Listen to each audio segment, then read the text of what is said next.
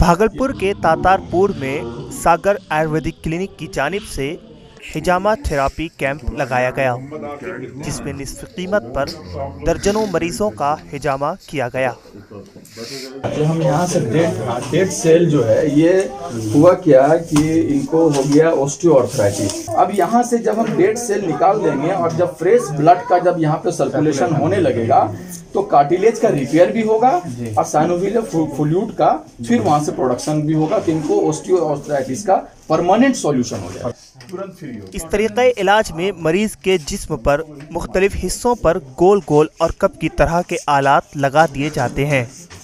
जैसे कि एक सर्दी खांसी से लेके एक बड़े से बड़े बीमारी का इलाज आपको आयुर्वेदिक, एलोपैथिक, होम्योपैथिक में हो जाता है, उसी तरह से हिजामा जो है, कपिंग थेरेपी जो है, ये कंप्लीट सिस्टम ऑफ ट्रीटमेंट है। बस सिर्फ इसका पॉइंट की जानकारी होना चाहिए कि किस पॉइंट को टच करेंगे तो कौन सा बीमारी मेरा वहां से ठीक होगा।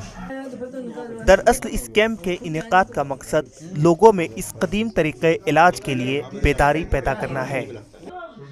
भागलपुर से सज्जाद आलम की रिपोर्ट।